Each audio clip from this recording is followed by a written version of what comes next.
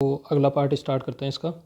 ये वाला क्वेश्चन देखिए, यहाँ पे एक इक्वेशन दे रखी है कि 6 बॉयज़ का वेट है वो 7 गर्ल्स के वेट के बराबर है, और वो बराबर है 3 मेंस के वेट के, और वो बराबर है 4 वुमेन के वेट के। अब इसने क्वेश्चन में क्या दिया है कि if the average weight of the women is 63 kg, woman का एवरेज वेट दे दिया इन्होंने 63, then what is the average weight of the boys. ठीक है, तो अब इसमें ये मैन और गर्ल्स वाला डाटा तो इन्होंने फालतू में ही दिया है, इसका कोई यूज़ नहीं है यहाँ पे। इसने क्या बोला है कि weight of 6 boys is equal to weight of 4 women. अब मेरे को यहाँ पे इसने दे रखा है कि एवरेज वेट एक वुमन का कितना है 63, मतलब यहाँ पे 4 हैं तो टोटल कितना हो जाएगा 4 इंटू एवरेज वेट, एवरेज 63 है, is equal to 6 into average किसका, बॉयज़ का। ये लिख सकता हूँ मैं। अब यहाँ से इन्होंने पूछा क्या है कि एवरेज वेट ऑफ बॉयज़, यही पूछा है, यही वाली चीज़ पूछी है। तो इसके लिए क्या करूँगा 4 इंटू 63 डिवाइडेड बाई ये 6 को इधर ले जाओ 6। तो यहाँ से ये देखो, ये 2 बार कटा, ये 21, 2 से ये कट गया 2 बार, 21 into 2 42, 42 is the correct answer, B हो जाएगा इसका आंसर।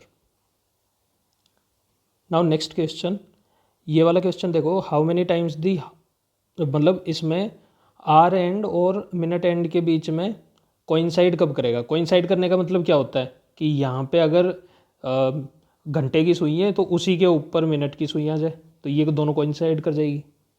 ठीक है, अब इसने बात करी है कि 10 से लेकर 2 बजे तक, 10 AM टू 2 PM। अब देखो ये एक अगर घड़ी है, यहाँ पे 12 है, यहाँ पे 12 है, यहाँ पे 11 है, यहाँ पे 10 है, यहाँ पे 1 है, यहाँ पे 2 है। मेरे को यहाँ से लेकर यहाँ तक जाना है। मान लो कि 10 बजे घड़ी थी, यहाँ पे कुछ इस तरीके से दिखा रही होगी टाइम, अब उससे यहाँ पे मोड़ के लेके जाना है। अब देखो एक चीज़ ये देखो कि एक घंटे में ये वाली जो सुई है, ये वाली सुई तो यहीं तक जाएगी, घंटे वाली सुई तो, लेकिन ये वाली जो बड़ी वाली सुई है ये तो पूरा एक चक्कर निकाल चुकी होगी ना, तो वो एक बार इस ग्रीन वाली सुई को एक बार कोइंसाइड करके निकल जाएगी। किसी भी टाइम पे करो, अपन को उससे मतलब नहीं है, वो भी अपन निकाल सकते हैं, लेकिन वो यहाँ पे पूछा नहीं है। तो एक घंटे के अंदर दोनों एक बार कोइंसाइड करेगी। इतनी बात समझ में आई। अब इसने पूछा क्या है कि 10 से लेकर 2 तक, तो 10 से लेकर 11 तक वो एक बार कोइंसाइड कर गई। यहाँ पे लिखो कि 10 से लेकर 11 तक के बीच में वो एक बार कोइंसाइड कर गई। अब देखो 11 से 12 में देखो, यहाँ पे थी इस क्वेश्चन में ट्रिक कि मान लो कि यहाँ पे 11 बज रहे हैं, यहाँ पे ये 11 बज रहे हैं। अब ये यहाँ से स्टार्ट हुई, मान लो कि ये 1 घंटा कंप्लीट हुआ। अब यहाँ पे देखो ये वाली जो सुई है, मैंने ये गलत बना दिया थोड़ा, ये बड़ी वाली सुई, ये छोटी वाली सुई, 1 घंटे में ये छोटी वाली यहाँ से यहाँ पहुँच जाएगी, 12 पे आ जाएगी ना 1 घंटे बाद। और ये बड़ी वाली सुई यहाँ से लेकर ये भी 12 पे आएगी, मतलब 12 बजे कोइंसाइड करेगी ये एग्जैक्टली। अब 12 बजे कोइंसाइड करेगी, इसका मतलब 11 से 12 के बीच में ये कोइंसाइड नहीं कर रही है, ये एग्जैक्ट 12 पे कोइंसाइड कर रही है। और 12 के बाद में आप देखोगे ना, 12 के बाद में ये छोटी वाली सुई यहाँ से 1 बजे तक जाएगी, और ये बड़ी वाली सुई आगे आगे निकल जाएगी, इसके पीछे नहीं आएगी इसके। यानी कि 11 से लेकर 1 के बीच में एक बार ही कोइंसाइड होगा, और वो कोइंसाइड कितने बजे होगा, एग्जैक्ट 12 बजे, एग्जैक्ट 12 बजे कोइंसाइड करेगी वो चीज़। बस इतना समझना था इसमें कि 11 से लेकर 1 के बीच में एक बार ही कोइंसाइड करेगी। बहुत सारे लोग क्या सोचते हैं 1 घंटे में एक बार कोइंसाइड कर रही है तो यहाँ पे 4 घंटे यानी कि 4 बार कोइंसाइड कर जाएगी और 4 टिक करके आगे बढ़ जाते हैं। ये वाली चीज़ यहाँ पे नहीं करनी थी। 11 से लेकर 1 के बीच में ये एक बार कोइंसाइड करेगी, और फिर 1 से लेकर 2 के बीच में, यहाँ पे वही वाला, ये तो नॉर्मल वाला केस है, यहाँ पे 1 बार ही होगा कोइंसाइड। ये बात समझ में आई। तो टोटल 3 बार कोइंसाइड कर गई। ये वाली चीज़ ध्यान देना कि 11 से लेकर 1 के बीच में वो एक बार ही मिलेगी और वो एग्जैक्ट 12 बजे मिलेगी। 12 बजे के बाद में देखो ना, घंटे की सुई कम ट्रेवल करेगी और ये मिनट वाली सुई ज़्यादा ट्रेवल करेगी, यानी कि ये आगे आगे बढ़ेगी। आई होप आपको ये चीज़ समझ में आई है। तो इसका आंसर कितना हो जाएगा? 3 टाइम्स। 3 टाइम्स यानी कि A is the correct answer. Now next question देखो। अच्छा, ये वाला क्वेश्चन है ना, ये क्लास में मैं सॉल्व कराता हूँ, लेकिन यहाँ पे देखो, यहाँ पे आपको इतना टाइम यूज़ नहीं करना है। सॉल्व कराने के बाद में एक सिंपल सा मैं शॉर्ट ट्रिक इसमें ये देता हूँ कि अगर कोई लीप ईयर है, अगर कोई लीप ईयर है तो उसका सेम कैलेंडर कब आएगा, इसमें +28 ऐड कर दो। यानी कि अभी जैसे सन 2000 था, 2000 का ये लीप ईयर है, 2000 छोड़ो, 2004 लो, तो इसमें अपन +28 यानी कि 2032 में ये वाला रिपीट करेगा फिर से। तो इसका शॉर्ट याद कर लो यार। देखो, लीप ईयर अगर है तो उसमें ऐड करो +28। अगर लीप ईयर +1 है तो यहाँ पे क्या ऐड करो, +6। और लीप ईयर +2 या 3 है तो फिर उसमें ऐड करो 11 +11। यानी कि अगर यहाँ पे क्या दे रखा है, यहाँ पे 2025, यानी कि लीप ईयर +1 का केस है, तो इसमें 2025 में 6 ऐड कर दो तो आपका आंसर आ जाएगा 2031। ये वाला करेक्ट आंसर है इसका। ये याद कर लो यार, ये तो हमेशा आते रहते हैं क्वेश्चन। नेक्स्ट क्वेश्चन देखो, ये वाला क्वेश्चन इजी क्वेश्चन। यहाँ पे देखो, इसने क्या बोला है कि PQRST डिस्टिंक्ट। अब इसमें एक एक चीज़ पे ध्यान देना है आपको। डिस्टिंक्ट है, पॉजिटिव है, ठीक है। Let P and Q be odd. P और Q क्या है, ओड है। P Q जो है वो ओड है और RS इवन है। RS जो है वो इवन है। Consider the following statement. Statement दे दिए अब 3। अब इन तीनों को अपन को चेक करना है। पहला स्टेटमेंट देखो, पहला क्या है, P माइनस आर का whole square into QS is even. मतलब ये वाला हमेशा इवन निकल के आएगा। अब बहुत सारे लोग क्या होते हैं कि इनमें वैल्यूज़ पुट करके देखने लगते हैं। देखो, उसमें आपका आंसर आ जाएगा, लेकिन कई बार ऐसे ऑप्शंस भी फ्रेम हो जाते हैं जिनमें आप गलत कर जाओगे। तो यहाँ पे मैं ये सजेस्ट करूँगा ही नहीं। यहाँ पे आप सीधे सीधे देखो ना भाई, P क्या है, यहाँ पे P क्या है, P ओड है, यहाँ पे ओड है, ठीक है। मैं इसको काट देता हूँ ताकि आपको जीरो ना लगे। ये माइनस R क्या है, R यहाँ पे इवन है, इवन है, इसका स्क्वायर है। और फिर Q क्या है, Q है ओड, और फिर इनटू S क्या है, S इवन है, ठीक है। अब किसी भी चीज़ में ओड माइनस इवन करूँगा मैं, ओड माइनस इवन। अब यहाँ पे आप रख के देख लो, 13 में से 8 गया, क्या आएगा, 5। 5 में से 2 गया, क्या आएगा, 3। यानी कि ओड में से अगर मैं इवन घटा रहा हूँ तो ओड मिलता है मेरे को हमेशा। ये वाली जो चीज़ होगी ये हमेशा ओड निकल के आएगी। और ओड का फिर मैं स्क्वायर कर रहा हूँ, समझ में आई मेरी बात। तो ओड का स्क्वायर, अब 5 का स्क्वायर 25, ओड ही आता है हमेशा, क्योंकि इसमें इवन का कोई नंबर ही नहीं है ना। इवन कैसे आ जाएगा, इवन का कोई नंबर ही नहीं है। तो यहाँ पे ये वाली चीज़ जो है वो हमेशा ओड आएगी। इतनी बात समझ में आई। इनटू, अब यहाँ पे देखो, ओड इंटू इवन कर दिया मैंने, 5 इंटू मैंने 2 कर दिया। अब एक बार अगर किसी इवन से ये मल्टीप्लाई हो गया तो ये तो हमेशा इवन ही निकल के आएगा ना। नहीं आई बात समझ में। ओड इंटू इवन करूँगा तो यहाँ पे एक इवन से मल्टीप्लाई हो गया ना, तो 2 का फैक्टर तो आ ही गया। तो यहाँ पे क्या निकल के आएगा, 10। 10 ये इवन नंबर है, तो यहाँ पे ओड इंटू इवन हमेशा इवन होता है। इवन से मल्टीप्लाई कर दिया तो इवन ही बनेगा। अब यहाँ पे देखो, ओड इंटू इवन, फिर से ये बन जाएगा इवन। अब मैं आपसे सर्टेनिटी के साथ में कह सकता हूँ कि इसमें आप कोई भी वैल्यू पुट करके देख लो, ये हमेशा इवन ही निकल के आएगी। मैंने केस नहीं लिए यहाँ पे, मैंने सीधे सीधे यहाँ पे लॉजिक से सोल्व किया है, ठीक है। तो इसने बोला है कि ये इवन है, जो कि करेक्ट है एकदम। दूसरा देखो, Q माइनस एस, ये है Q माइनस एस, और फिर बाहर है Q स्क्वायर इंटू एस, यही वाली चीज़ है, ठीक है।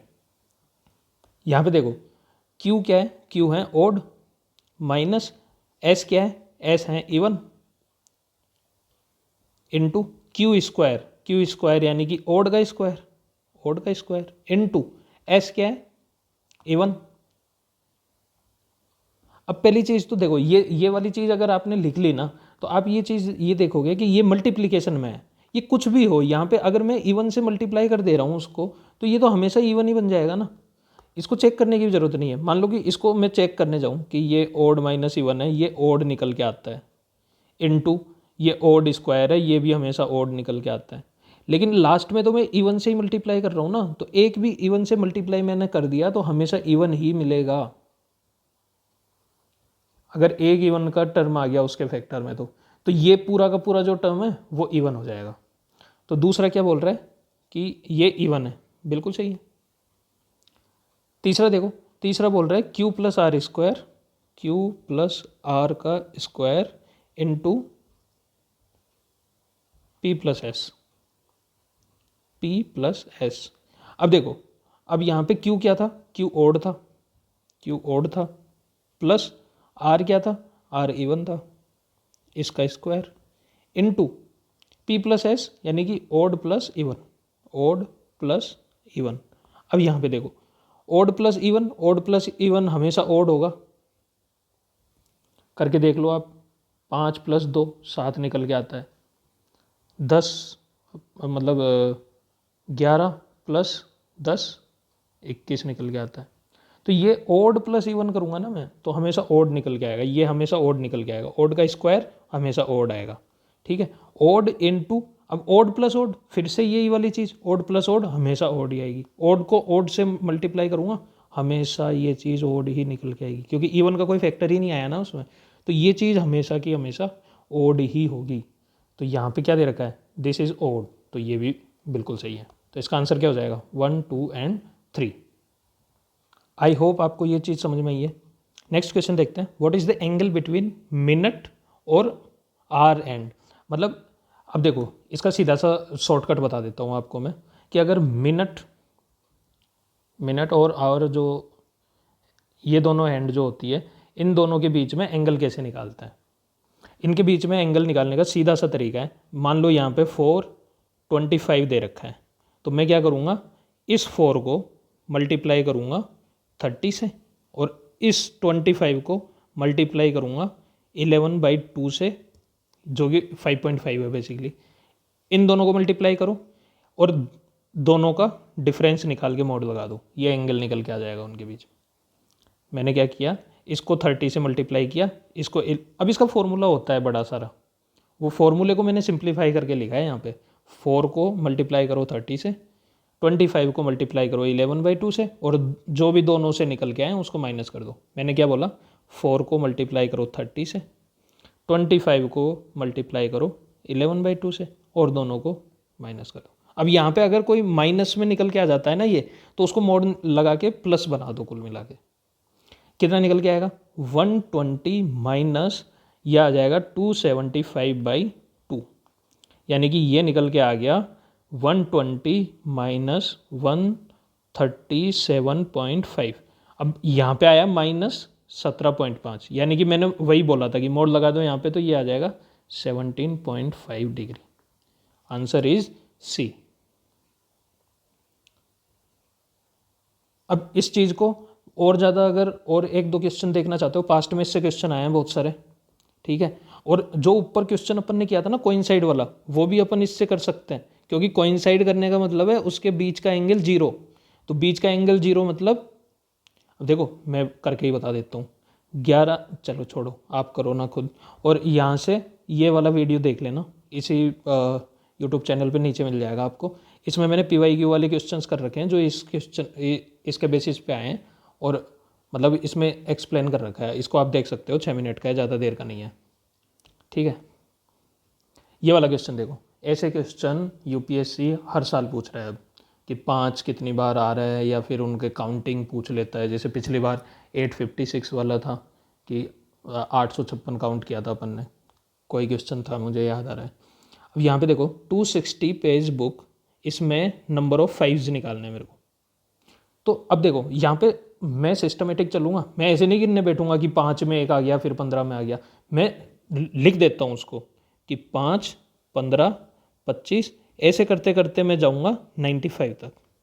तो मेरे कितने आ गए यहाँ पे ये 0 से एक तरीके से स्टार्ट मान लो, तो ये 10 आ गए टोटल। इन 5 की बात कर रहा हूँ मैं, केवल लास्ट वाले 5 की। यहाँ पे ये वाला, अब ये 1 से लेकर ये 9 तो यहाँ पे हो गए और 1 ये हो गया, तो 10 हो गए टोटल। अब लेकिन इसमें क्या बोलते हैं, एक 50 वाली वो आएगी पूरी लाइन, 50, 51, 52, 53, और ये जाएगी कहाँ तक, 59 तक। और इसमें ये वाले 5 ऐड हो जाएंगे, ये वाले, ये स्टार्टिंग में जो 5 है ना, ये वाले। और ये कितने, ये भी वही 10 है। आई मेरी बात समझ में आपको? अब मैंने ये यूनिट प्लेस वाले अलग कैलकुलेट कर लिए और ये 100 वाले अलग कर लिए, ठीक है। तो ये 10 और 10 टोटल 20 निकल के आए। कहाँ से कहाँ तक कैलकुलेट कर लिया मैंने, 1 से लेकर 100 तक कैलकुलेट कर लिया मैंने टोटल। अब उसने 260 पेजों तक जाने की बोला है, तो अब अगर मैं 101 से लेकर 200 तक जाता हूँ तो क्या ही चेंज हो जाएगा इसमें, ये भाई केवल 1 ही तो आगे लग रहा है इनके, 152 आ जाएगा वहाँ पे, यहाँ पे 153 आ जाएगा। तो ये 1 में तो 5 नहीं है, तो यहाँ पे कोई भी चेंज नहीं होगा, इसमें भी 20 5 निकल के आएंगे। यहाँ से 20 5 निकल के आए, यहाँ से भी 20 5 निकल के आए। अब आता है ट्विस्ट, अब है कि अपन को टोटल 300 तक नहीं जाना है, अगले में अपन को जाना है 260 तक। 260 तक जाना है, इसका मतलब है 201 से लेकर शुरू किया मैंने और मेरे को 260 तक ही जाना है। तो अब देखो 2 से कोई फर्क नहीं पड़ने वाला, 2 को तो अपन छोड़ सकते हैं आगे। अब यहाँ पे भी वही वाली चीज़ देखो, 5, 15, 25, लेकिन इस बार कहाँ तक जाऊँगा मैं, 25, 35, 45 और 55, 65 पर नहीं जा पाऊंगा मैं, क्योंकि 260 पे ही ख़त्म हो जा रही है वो बुक। समझ में आई आपको मेरी बात? तो ये टोटल कितने काउंट हो गए, ये हो गए 6।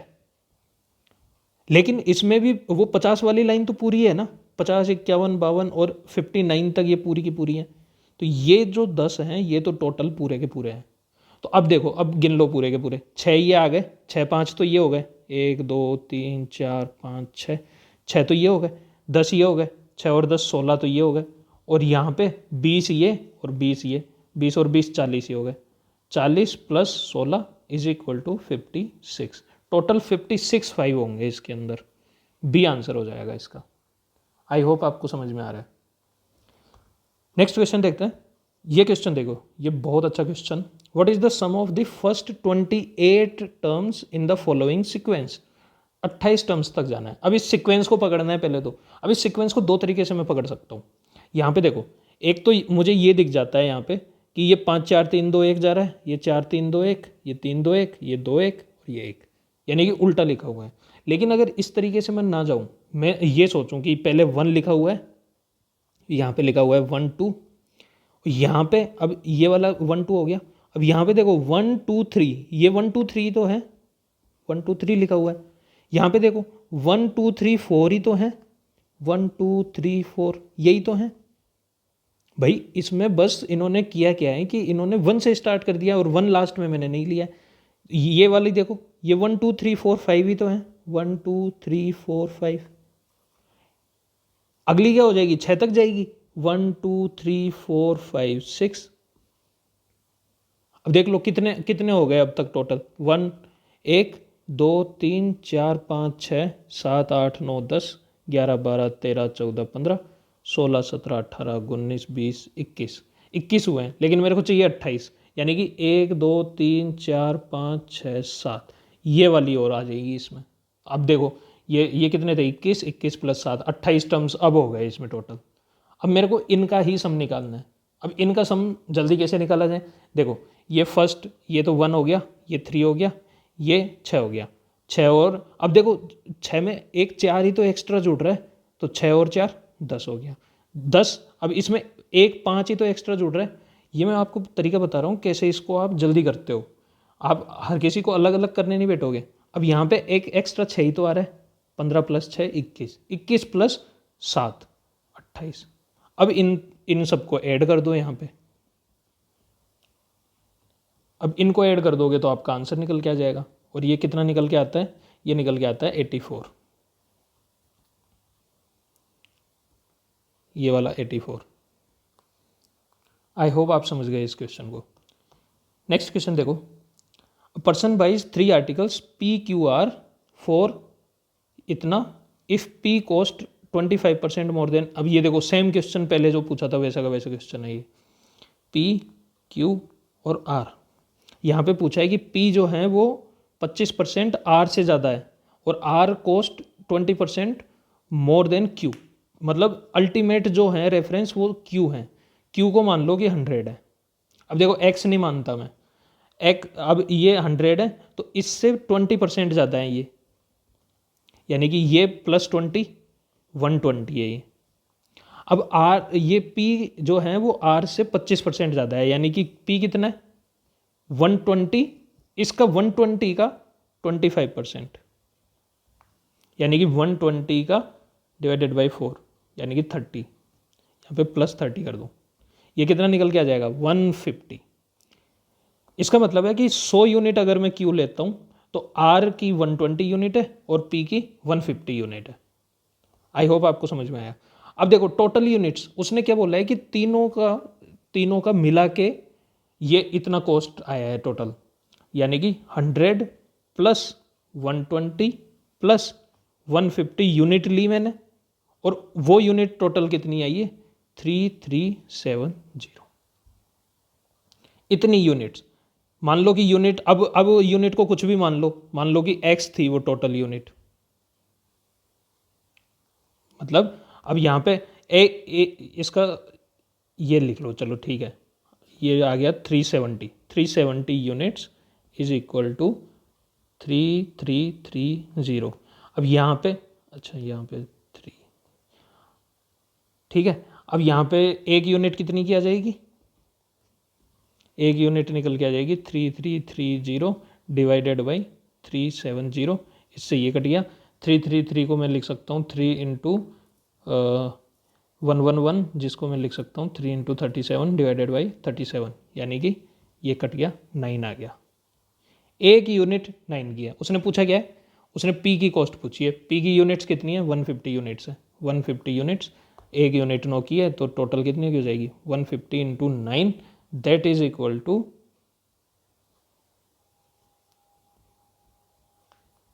आई होप आपको समझ में आया ये। तो इसका आंसर क्या हो जाएगा 1350। नेक्स्ट क्वेश्चन देखते हैं, if the sum of 2 digit A B और C D is the 3 digit number, A B और सी डी को अगर मैं ऐड करता हूँ तो यहाँ पे निकल के आता है 1CE। What is the letter A B C D, अच्छा ठीक है, ये डिनोट करते हैं डिस्टिंक्ट डिजिट्स को। Then what is the value of A की वैल्यू पूछी है इसमें। अब देखो यहाँ पे कैच क्या था, कैच इसमें ये था कि अगर मैं a प्लस सी कर रहा हूँ तो वो c ही निकल के आ रहा है, 1C निकल के आ रहा है बेसिकली, ये कैच था। अब देखो किसी भी नंबर में 2 में मैं क्या ऐड करूँ कि उसका यूनिट डिजिट 2 ही आ जाए, यानी कि यहाँ पे लास्ट में 0 होना चाहिए भाई, 10 हो या फिर 100 हो, तो ये ऐड करूँगा तो 2 का 2 ही बना रह जाएगा ना यूनिट प्लेस पे। 2 में और कौन सा मैं ऐड कर सकता हूँ कि 2 का 2 ही आ जाए। मान लो कि मैं 6 करता हूँ, 7 करता हूँ, 8 करता हूँ, तो 2 का 2 ही तो नहीं आ पाएगा ना। समझ रहे हो आप मेरी बात को? तो बस इतनी ही चीज़ समझनी थी इसमें कि यहाँ पे मेरे को a को कितना बनाना पड़ेगा, 0 आना चाहिए उसमें लास्ट में। और यहाँ पे देखो अब ये डिस्टिंक्ट डिजिट्स हैं। अब ये ए बी जो हैं ये ए जो है वो 1 से 9 तक कुछ भी हो सकता है, बी जो है वो भी 1 से 9 तक कुछ भी हो सकता है। तो ये अगर मैं 2 नंबर्स को जोड़ता हूँ, इसमें मैक्सिमम भी अगर मैं ले लूँ 9 + 9 भी ले लूँ तो 18 तक ही जा पाऊँगा मैं, इससे आगे तो नहीं जा सकता ना। यानी कि 20 पे नहीं जा सकता मैं, इसमें 10 पे ही जाना पड़ेगा। अब 10 पे जाना पड़ेगा यानी कि यहाँ पे ए और इसकी यहाँ पे कुछ कैरी फॉरवर्ड आएगा, प्लस यहाँ पे सी करूँगा, उसका यहाँ पे सी निकल के आना चाहिए। आई होप आपको ये बात समझ में आ रही है। अब देखो यहाँ पे 1 से लेकर 9 तक है, 2 0 तक तो मैं जा ही नहीं सकता, तो b + d जो है वो कितना आएगा 1, और यहाँ पे समथिंग, वो समथिंग जो है वो e है और ये जो 1 है वो यहाँ पे कैरी फॉरवर्ड हो गया, 1 तक ही जा सकता है मैक्सिमम, यहाँ पे 1 कैरी फॉरवर्ड हो गया। अब यहाँ पे देखो 1 + a + c, ये 1C आना चाहिए, यानी कि ये जो है इसको 10 बनना पड़ेगा। 20 का तो ऑप्शन नहीं है, 20 तक तो मैं जा ही नहीं सकता, 18 तक मैक्सिमम है। तो यहाँ पे इसको 10 बनना पड़ेगा, यानी कि 1 + a जो है उसको 10 बनना पड़ेगा। a की वैल्यू यहाँ से निकल के आएगी 9। ये अपना आंसर हो जाएगा, और आंसर इसमें ए में दे रखा है। ये बात समझ में आई आपको? ये वाली चीज़ समझनी थी यहाँ पे कि ये 18 तक ही जा सकता है मैक्सिमम। 18 तक भी नहीं जा सकता, डिस्टिंक्ट है, 9 + 8 यानी कि 17 तक ही जा सकता है, इससे ज़्यादा जा ही नहीं सकता। ये वाली चीज़ समझ में आ गई हो तो आगे बढ़ते हैं। ये वाला क्वेश्चन देखो फिर से। अब अभी ये जो क्वेश्चन है ना, जो पिछला क्वेश्चन किया, ये क्वेश्चन किया, ये क्वेश्चन जो अपन कर रहे हैं, ये वाला आपका एप्टीट्यूड चेक कर रहा है। पहले के क्वेश्चंस कैलकुलेटिव थे, ये एप्टीट्यूड के क्वेश्चंस है। यहाँ पे देखो 3 numbers x y z are selected from the set of first 7 natural numbers. First 7 natural number कौन कौन से होते हैं? 1 2 3 4 5 6 और 7, such that x is greater than 2y और वो ग्रेटर देन 3z है। ये है x 2y और 3z। How many such distinct triplet are possible? कितने पॉसिबल है इतने टोटल? अब देखो मैं यहाँ पे स्टार्टिंग यहाँ से नहीं करूँगा, मैं यहाँ से करूँगा कि मिनिमम मेरे पास ये वाली चीज़ तो आएगी, उससे बड़ा ये आएगा और उससे बड़ा ये आएगा। समझ रहे हो आप मेरी बात को? अब यहाँ पे देखो, यहाँ पे मैं लिख सकता हूँ 3 × 1, या फिर यहाँ पे लिख सकता हूँ 3 × 2, स्मॉलेस्ट नंबर। अब 3 × 3 करूँगा तो वो तो 9 चले जाएगा। 9 से मतलब अपन तो 7 तक ही चूज कर सकते हैं ना कुछ। ये यहाँ पे देखो x के आगे कोई मल्टीपल नहीं है, यानी कि x मैक्सिमम 7 हो सकता है, इससे ज़्यादा तो हो ही नहीं सकता। तो ये तो काट ही दो इसको। अब यहाँ पे देखो 3 × 2 अगर मैं 6 ले लेता हूँ तो 6 से बड़ा 7 तो है, लेकिन यहाँ पे फिर मैं क्या रखूँगा? 2 × मैं क्या रख लूँ ऐसा? 2 × y क्या रख लूँ मैं ऐसा जो 6 से तो बड़ा हो 7 से छोटा हो? अपन को तो डिजिट में ही लेके आना है ना, तो ये नहीं हो सकता। ये वाला ऑप्शन भी हट गया, ये वाला ऑप्शन भी हट गया। तो मतलब z की वैल्यू तो केवल 1 ही हो सकती है। इस टोटल वैल्यू, इसकी टोटल वैल्यू 3 ही आ सकती है। अब 3 से बड़ा है, यहाँ पे देखो, यहाँ पे क्या क्या रख सकता हूँ मैं? क्या मैं 2 × अब यहाँ पे 1 खर्च हो गया, यहाँ पे इसने डिस्टिंक्ट बोला है ना, 1 खर्च हो गया। अब बचा नेक्स्ट 2। क्या मैं यहाँ पे लिख सकता हूँ? बिल्कुल लिख सकता हूँ। क्या ये निकल के आएगा? ये 4 था, अब ये 4 निकल के आ जाएगा। 4 से बड़े मेरे पास नंबर हैं, 5 हैं, 6 हैं और 7 है। ये चीज़ आपको समझ में आई? अब 2 × क्या मैं 3 रख सकता हूँ यहाँ पे? भाई इसके केसेस तो पूरे हो गए, अब इसके केसेस देख रहा हूँ। तो यहाँ पे अगर मैं 2 × 3 6 निकल के आ जाता है, तो हाँ 6 से बड़ा मेरे पास एक नंबर है 7, तो ये भी पॉसिबल है। लेकिन अगर मैं इसी की जगह पे 2 × 4 पे जाता हूँ तो ये 8 निकल के आएगा, और 8 से बड़ा मेरे पास कुछ नहीं है, तो ये वाला केस नहीं आएगा। आई होप आपको समझ में आया। अब यहाँ पे देखो, ये वाली चीज़ निकाल के देखो। अब टोटल केस गिन लो, टोटल केस कितने हो गए? कि अगर यहाँ पे 3 है, यहाँ पे 2 × 2 ये 4 है, तो यहाँ पे एक बार 5 आ जाएगा, एक बार 6 आ जाएगा, एक बार 7 आ जाएगा। ये निकल के आ जाएंगे 3 केस, और एक केस ये वाला हो जाएगा।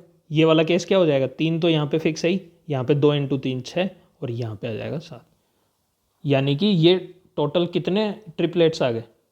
4 ट्रिपलेट्स आ गए। Option D is the correct answer. समझ में आई आपको ये चीज़? चलो एक और क्वेश्चन सॉल्व करते हैं। The total cost of 4 orange 6 mango और 8 apple is equal to twice the total cost of. अच्छा एक इक्वेशन बना लो, 4 × अब ऑरेंज को आप 0 के साथ मिक्स ना करो, इसलिए मैं इसको काट देता हूँ, plus 6 mango plus 8 apple is equal to twice the total cost of 1 orange plus 2 mango plus 5 apple. ये एक इक्वेशन दे रखी है। अब इसने 2 चीज़ें पूछ रखी है यहाँ पे। चलो ठीक है, यहाँ पे इसको सिंप्लीफाई कर लो थोड़ा सा। 4 मैंगो, यहाँ पे इसको 2 से मल्टीप्लाई कर दो अंदर वालों को सबको, तो यह आ जाएगा 2, चलो इसको अलग से लिख लेते हैं, 2 orange plus 2 × 2 = 4 plus 5 × 2 = 10 is equal to 4 orange plus 6 mango plus 8 apple. ठीक है, अब इनको एक साइड ही ले आओ, इनको एक साइड ले आओ, तो 4 में से ये 2 घट जाएगा, मतलब ये पूरा का पूरा माइनस हो जाएगा ना बेसिकली, बराबर 0। तो यहाँ पे निकल के आ जाएगा 2 ऑरेंज प्लस 6 में से 4 गए तो 2 मैंगो माइनस यहाँ पे 2 एप्पल बराबर 0। दो कॉमन लेके काट दो तो ये निकल के आ जाएगा orange plus mango minus apple is equal to 0। ये सिंप्लीफाई करके निकाल दिया मैंने। अब देखो इसके स्टेटमेंट्स देखो। स्टेटमेंट 1 क्या कह रहा है कि the total cost of 3 orange 5 mango and 9 apple is equal to, अच्छा ठीक है, तो इसने एक और इक्वेशन बनाने को दे दी अपन को कि 3 ऑरेंज 5 मैंगो और 9 एप्पल, 5 मैंगो और 9 apple is equal to total cost of 4 orange 4 orange 6 mango और 8 एप्पल, 6 मैंगो और 8 एप्पल। ये वाली इक्वेशन दे दी। इसको फिर से सिंप्लीफाई करो, इस पूरे को उधर ले जाओ तो ये निकल के आएगा ऑरेंज प्लस 6 में से एक ये 5 गया तो m, 8 में से 9 गया तो a इज इक्वल टू 0। ये बिल्कुल सही है, देखो सेम आगे, ठीक है। तो यानी कि स्टेटमेंट 1 बिल्कुल सही है। दूसरा क्या कह रहा है कि the total cost of 1 orange and 1 mango is equal to total cost of 1 apple, यानी कि orange plus mango is equal to apple. अब इसको एप्पल को इधर लेके जाओ तो यही तो निकल के आया, यही वाली चीज़ तो अपन ने निकाली थी, orange plus mango minus Apple, orange plus mango minus Apple बराबर 0। तो ये भी सही है, दोनों के दोनों स्टेटमेंट सही है। समझ में आया आपको? एक और क्वेश्चन जल्दी से सॉल्व कर लेते हैं और फिर इस वाले सेशन को ख़त्म करते हैं। ये लिखा हुआ है 32 की पावर 5 प्लस 2 की पावर 27 इज डिविजिबल बाई। इसका डिविजिबिलिटी चेक करना है अपन को। अब देखो सीधी सी चीज़, आपको 2 की पावर 1 से लेकर 2 की पावर 10 तक याद होनी चाहिए। अगर आपको ये याद है तो आपको पता चलेगा कि ये 2 की पावर 5 जो है वो 32 होता है। और यहीं पे ये चीज़ जैसे ही नोटिस करी ये क्वेश्चन खत्म हो गया आपका।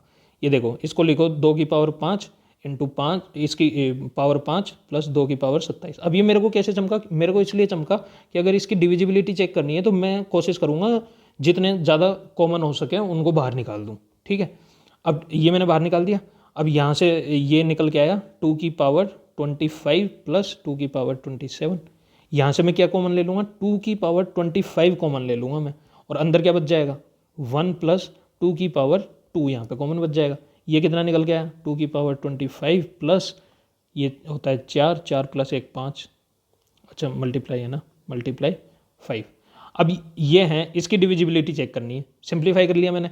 अब ये 3 से क्या डिविजिबल होगा? कोई भी 3 का फैक्टर इसके अंदर नहीं है। क्या 7 से होगा? बिल्कुल नहीं है। 10 से देखो, 10 से यस, क्योंकि 5 इंटू 2 ये एक 10 बन जाता है। तो यहाँ से अगर मैं 1 2 को निकाल लूँ और यहाँ से 1 5 को निकाल लूँ तो ये 10 से डिविजिबल हो जाएगा। तो इसका आंसर सी हो जाएगा। इजी क्वेश्चन था ये, ठीक है। तो यहीं तक रखते हैं, अगले पार्ट में कवर करेंगे आगे का। Thank you.